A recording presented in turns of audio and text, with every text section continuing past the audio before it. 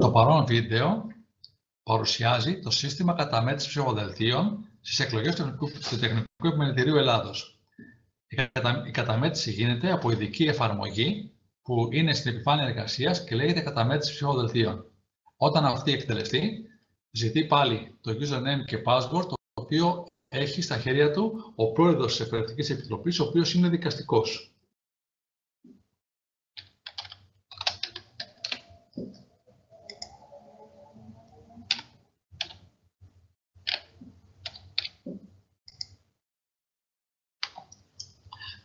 Με την είσοδο στην εφαρμογή φαίνεται ποιο εκλογικό τμήμα έχει ενεργοποιηθεί και είναι αναπενεργοποιημένα η ενεργοποίηση εκλογικού τμήματος και η εισαγωγή αριθμού ψηφοσάντων. Είναι απενεργοποιημένα διότι τα στοιχεία των δύο αυτών ενεργειών έχουν ήδη γίνει με την προηγούμενη εφαρμογή που έχουμε παρουσιάσει στο βίντεο 2 στη στήριξη του εκλογικού καταλόγου. Επομένως, ξεκινάει η καταμέτρηση των ψηφοδελτίων.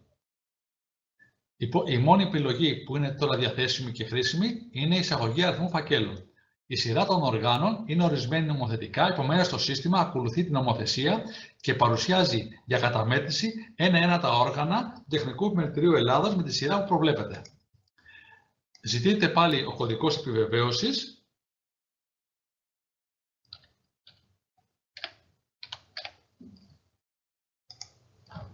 Και το πρώτο όργανο είναι η αντιπροσωπεία ΤΕ. Βρισκόμαστε εδώ εφόσον έχει ανοιχτεί η ψηφοδόχος της αντιπροσωπείας ΤΕ, η κάλπη δηλαδή, και έχουμε μετρήσει τους φακέλους. Για το παράδειγμα μόνο, έχουμε ψηφίσαντες 6 μηχανικούς. Επομένως, η πιθανότητα να βρούμε μέσα στην κάλπη είναι να βρούμε ακριβώς 6 φακέλους. Είναι η ιδεατή περίπτωση. Μόλις κάνουμε αποθήκευση και γράψουμε 2 φορές τον αριθμό αυτόν, μας παρουσιάζεται ένα μήνυμα πράσινο ότι όλα είναι κανονικά και μπορούμε να συνεχίσουμε. Υπάρχει πιθανότητα όμως να βρούμε λιγότερους φακέλους από λάθος του ψηφοφόρου της Εκπαιδευτικής Επιτροπής. Για το παράδειγμα, 5 φακέλους. Στην περίπτωση αυτή, το μήνυμα είναι μπλε και με βάση την νομοθεσία που όπως προβλέπετε, το ψηφοδέλτιο που λείπει για να συμπληρώσουμε τους ψηφίσαντες είναι 1 και αυτό θα λογιστεί ως άκυρο. Στην εξαιρετική περίπτωση που βρεθούν πάλι από λάθος περισσότερα ψηφοδέλτια στο ψηφοδόχο, το σύστημα εμφανίζει ένα κόκκινο μήνυμα και προτρέπει να ξαναμετρήσουμε καταρχήν τα ψηφοδέλτια, ώστε να δούμε πραγματικά ότι έχουμε υπέρβαση ψηφοδελτίων, φακέλων, σε σχέση με τους ψηφίσαντες. Στην περίπτωση αυτή, εφόσον επιβεβαιωθεί η διαφορά, τότε ο δικαστικός καταστρέφει τυχαία όσους φακέλους περισσεύουν με βάση τους ψηφίσαντες. Στην περίπτωση αυτή που δείχνουμε τώρα, 1. Για το παράδειγμα της καταμέτρησης, θα επιλέξουμε ότι έχουμε 5 φακέλους, επομένως έχουμε 5 ψηφοδέλτια να ψηφιοποιήσουμε και να καταμετρήσουμε και ένα θα προσθεθεί αυτόματα ως άκυρο. Μετά την έξοδο ενεργοποιείται η σάρωση καταμέτρηση ψηφοδελτίων. Όταν γίνει αυτή η επιλογή, εμφανίζεται η κεντρική οθόνη, η οποία παρουσιάζει πάντα επάνω ποιο όργανο έχουμε ενεργό για καταμέτρηση. Στο παράθυρο αυτό παρουσιάζει ποιο ψηφοδέλτιο αναμένεται, πόσα έχουν καταμετρηθεί και πόσα μένουν. Στην περίπτωσή μας, τη στιγμή που έχουμε πει ότι έχουμε 5 ψηφοδέλτια, περιμένει το νούμερο 1 και μένουν άλλα 4.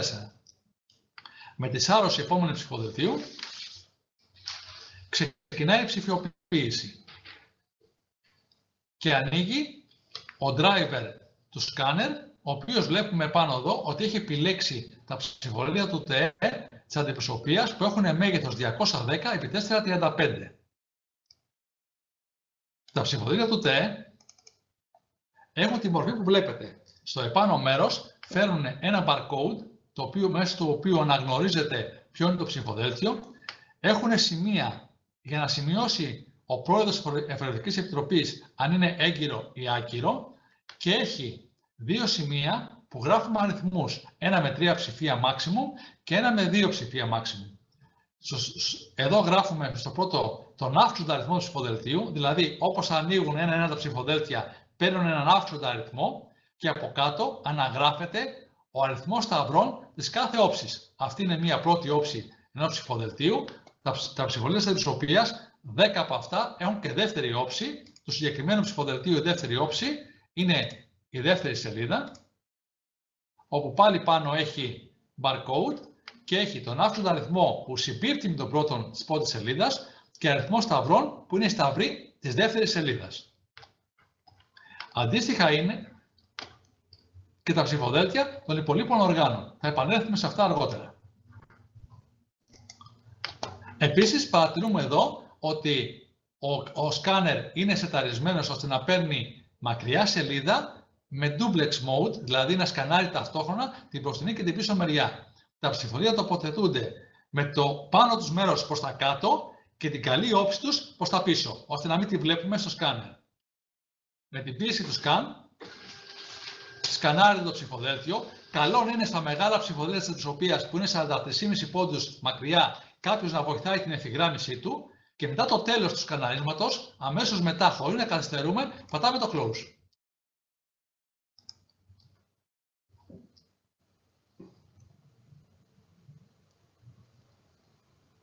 Η μηχανή ολοκλήρωσε την καταμέτρηση και αρρύθμισε το ψηφοδέλτιο νούμερο 1, βρήκε το συνδυασμό, ήταν σημειωμένο έγκυρο και γράφει μια περίληψη πόσους σταυρούς έχει σε κάθε όψη. Στη συγκεκριμένη περίπτωση 6 και 5.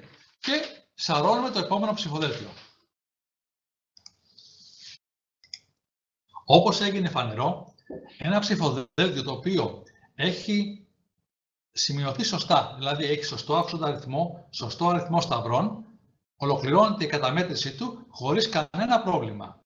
Βασικό σημείο εδώ είναι οι χαρακτήρες που γράφουμε στα κουτάκια με τους αριθμούς να είναι όσο το δυνατόν πιο τυποποιημένοι. Δηλαδή το 1 να είναι μια σκέτη γραμμή, το 2 να είναι σωστό, το 8 να μην ακουμπάει. Αυτό θα διευκολύνει πάρα πολύ, χωρίς όμως να δημιουργεί αδιέξοδα, τη διαδικασία. Αν όμως είναι σωστά γραμμένα, είδατε ότι μέσα σε μερικά δευτερόλεπτα το ψηφοδέλτιο έχει αναγνωστεί. Σαρώνουμε το επόμενο ψηφοδέλτιο και από εδώ και πέρα έχουμε ψηφοδέλτια τα οποία έχουν πρόβλημα, κυρίως για να δείξουμε πώς αυτά αναγνωρίζονται και ολοκληρώνονται.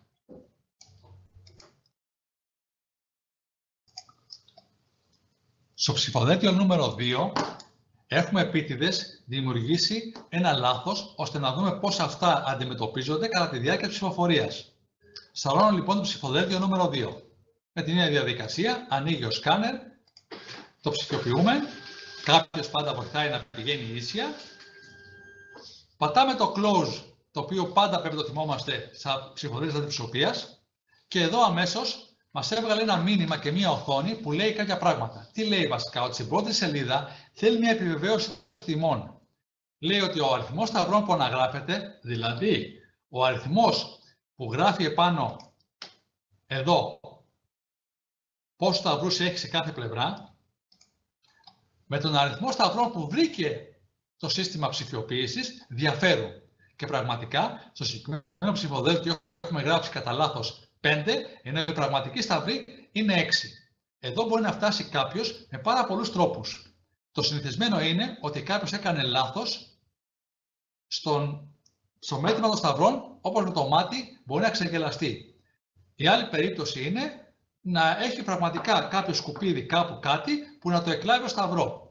Εδώ διορθώνεται και πάμε παρακάτω με δύο τρόπους. Είτε διορθώνουμε το λάθος στο συγκεκριμένο, το 5 το κάνουμε 6, το μήνυμα γίνεται πράσινο και ενεργοποιείται το OK, είτε σβήνουμε τον παραπανήσιο σταυρό εφόσον αυτός έχει μπει κατά λάθος. Αυτό είναι εφικτό να γίνει αν παραδείγματος χάρη κάποιος περάσει το στυλό του πάνω σε κάποιο κουτάκι κατά λάθος. Εδώ έλειψε ένα σταυρό και αμέσως επανήλθε το σωστό. Σε περίπτωση που έχει γίνει μεγάλο λάθος, δηλαδή εμφανίζει πολλούς σταυρούς που δεν υπάρχουν, αυτό γίνεται μόνο σε περίπτωση που το ψηφοδέλτιο σαρωθεί πάρα πολύ στραβά, δηλαδή στην πραγματικότητα το τσαλακώσει ο σκάνερ, τότε υπάρχει η επιλογή Cancel, που αν την επιλέξουμε, ακυρώνει όλη τη διαδικασία και το ξανασκανάρουμε από την αρχή. Εδώ λοιπόν είχαμε 5 εδώ πάνω, το κάναμε 6 που είναι το σωστό, μας επιτρέπει να το καταχωρήσουμε, τελειώσαμε με αυτό. Πάμε για το ψηφοδέλτιο νούμερο 3. Το ψηφοδέλτιο νούμερο 3, επίτηδες, έχουμε βάλει ένα ψηφοδέλτιο λευκό. Για να δούμε τι θα συμβεί εάν βάλουμε στο σκάνερ κάτι το οποίο είτε δεν είναι ψηφοδέλτιο, δηλαδή ένας λευκός φάκελος, δηλαδή ένα λευκό χαρτί βάλουμε μέσα, ή πρόκειται για ψηφοδέλτιο που είναι κάποιο άλλο οργάνο, όχι της αντιπροσωπείας ΤΕ που τώρα ψηφιοποιούμε. Στην περίπτωση αυτή, το σύστημα είναι σεταρισμένο έτσι ώστε να μην το αναγνωρίσει αυτόματα και να ζητήσει τη δικιά μας επιλογή. Γιατί αυτές τις περιπτώσεις συνήθως είναι ή λευκό ή άκυρο.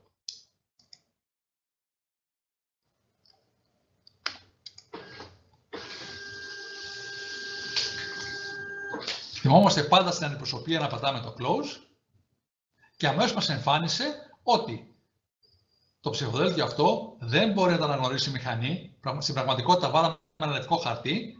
Άρα μπορούμε είτε να το χαρακτηρίσουμε άκυρο ή λευκό χωρίς να το ξανασαρώσουμε, ή αν νομίζουμε ότι κάναμε κάποιο σοβαρό λάθος, π.χ. έχει στραβώσει πάρα πολύ το χαρτί, έχουμε κάνει λάθος το setting του σκάνερ, οτιδήποτε άλλο, τότε πατάμε αναγνώριση με σάρωση από την αρχή και το ξανασαρώνουμε. Στην περίπτωσή μας λοιπόν είναι πραγματικά ένα άκυρο ψηφοδέλτιο, το επιλέγουμε να είναι άκυρο και με έξοδο συνεχίζουμε στο επόμενο νούμερο 4. Να σημειώσουμε εδώ ότι στην περίπτωση που αναμένουμε λίγη ώρα και δεν έχει επανέλθει η οθόνη στο επόμενο, τότε στην πραγματικότητα είτε πιέζουμε το σάρωση καταμέτρηση εδώ, είτε αναζητούμε στην εφαρμογή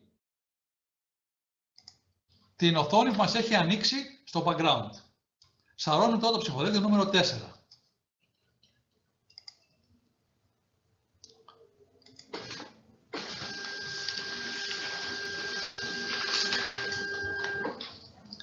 Στο ψηφοδέλτιο νούμερο 4 έχουμε δημιουργήσει ένα τεχνητό πρόβλημα. Έχουμε σημειώσει ταυτόχρονα και το έγκυρο και το άκυρο. Μπορεί να γίνει κατά λάθος. Στην περίπτωση αυτή απαιτείται μεγάλη προσοχή και γενικά όταν εμφανίζεται γύρω εδώ το κόκκινο χ, χρειάζεται μεγάλη προσοχή η επιλογή μας. Εδώ, εάν πιέσουμε OK, θα γίνει έγκυρο το ψηφοδέλτιο. Αν πιέσουμε cancel, θα γίνει άκυρο. Συμβουλευόμαστε λοιπόν σε αυτή την περίπτωση που έχει γίνει αυτό το λάθος, τον δικαστικό, έτσι ώστε να διαλέξουμε το σωστό. Δηλαδή, OK για έγκυρο, cancel για άκυρο. Εδώ θα επιλέξουμε το OK για έγκυρο. Και πραγματικά καταχωρήθηκε το νούμερο 4 κανονικά. Και είναι η σειρά του νούμερο 5.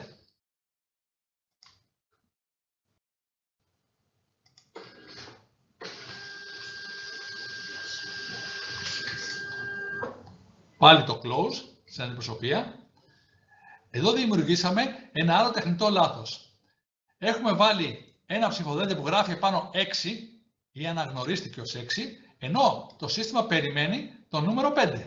Στην περίπτωση αυτή λοιπόν έχουμε δύο επιλογές. Ή πραγματικά είναι το 5 και το διαβάσαμε λάθος, ή κάναμε λάθος στο ποιο ψηφοδέλτιο βάλαμε. Το σύστημα πάντα καταμετρά τα ψηφοδέλτια με τη σωστή σειρά. Εφόσον το λάθος έχει γίνει στην αναγραφή, με cancel, σαρώνουμε, ακυρώνουμε τη διαδικασία και σαρώνουμε το σωστό 5 που περιμένουμε. Αν πραγματικά είναι το 5 όμως που θέλουμε, τότε πατάμε OK και το συγκεκριμένο ψηφοδέλτιο καταχωρείται ως 5. Αυτό μπορεί να συμβεί είτε γιατί πήραμε λάθος ψηφοδέλτιο από τη στίβα που έχουμε να σαρώσουμε, ή γιατί κατά την αρρύθμιση του άφθοντου αριθμού έγινε λάθος από αυτό που γράφει τους αριθμούς. Στην περίπτωση αυτή, παίρνουμε ένα ψηφοδέλτιο από αυτά που ανοίγουμε τα καινούργια, αυτά δηλαδή που δεν έχουμε ακόμα καταμετρήσει, και το βάζουμε στη θέση του ώστε να συνεχιστεί ενιαία η αρρύθμιση μέχρι τέλους. Εδώ λοιπόν θα πω ότι το δέχομαι αυτό το ψηφοδέλτιο σαν 5. Αυτό έχει ταυτόχρονα και λάθος. Οι αριθμοί σταυροί που αναγράφουν είναι 4, ενώ στην πραγματικότητα έχει 5 σταυρούς. Το σωστό είναι το 5 λοιπόν. Και ολοκληρώθηκε.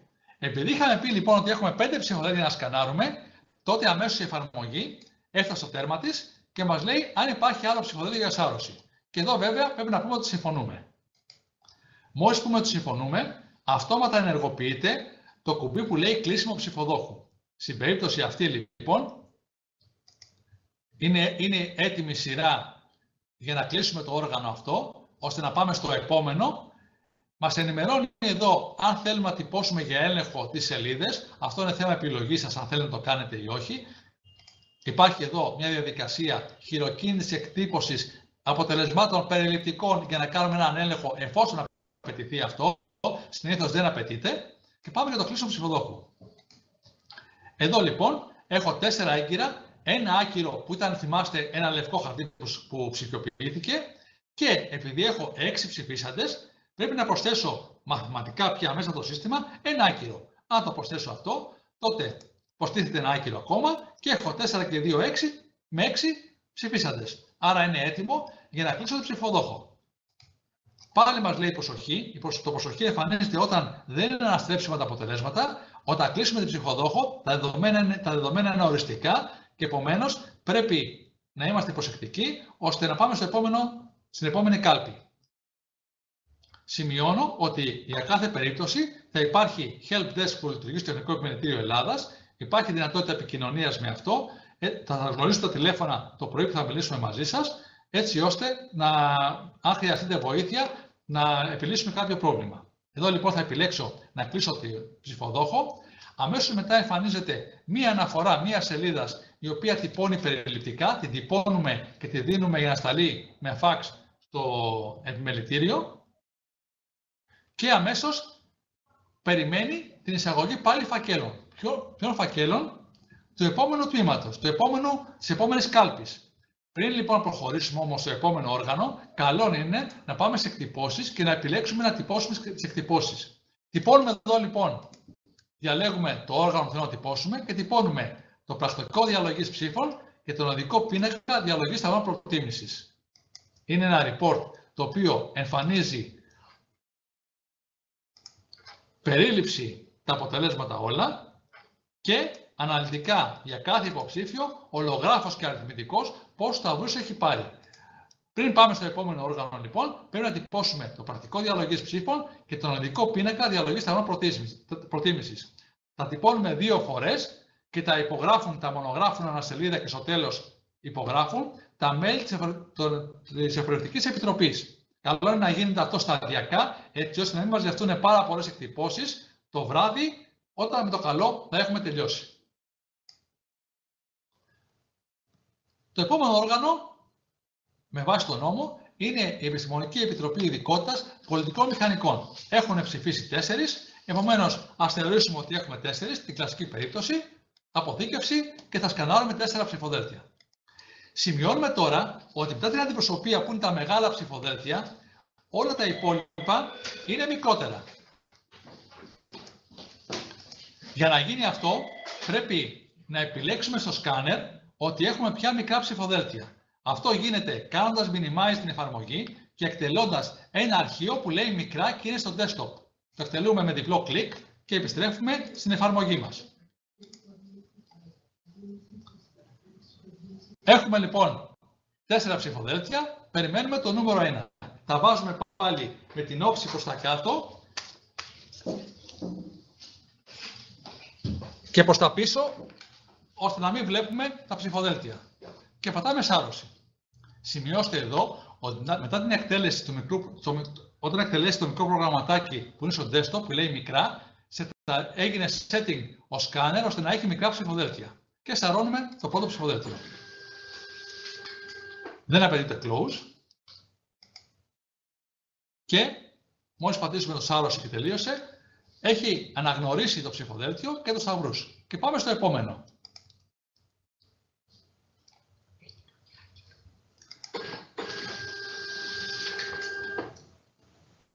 Το επόμενο, επίτηδες, το έχουμε κάνει και έγκυρο και άκυρο ταυτόχρονα. Αν πιέσουμε πάλι, θυμίζουμε εδώ OK, γίνεται έγκυρο. Αν πατήσουμε άκυρο, cancel, γίνεται άκυρο. Μεγάλη προσοχή εδώ λοιπόν, γιατί θα χαρακτηρίσουμε ένα ψηφοδέλτιο έγκυρο ή άκυρο. Όταν φτάσουμε εδώ, σημαίνει ότι έχει γίνει λάθος κατά την καταγραφή τους. Ή αφαιθήκαν και τα 2 σημεία κενά. Να σημειώσω λίγο ότι στο πάνω μέρος το ψηφοδέλτιο έχει σημεία για να σημειώσουμε. Αν λοιπόν μείνουν και τα 2 κενά και τα 2 είναι σημειωμένα, τότε θα περάσουμε αυτό το μήνυμα. Άρα εδώ προσοχή λοιπόν, αν πατήσουμε το OK θα γίνει έγκυρο. Και σαρώνουμε το επόμενο.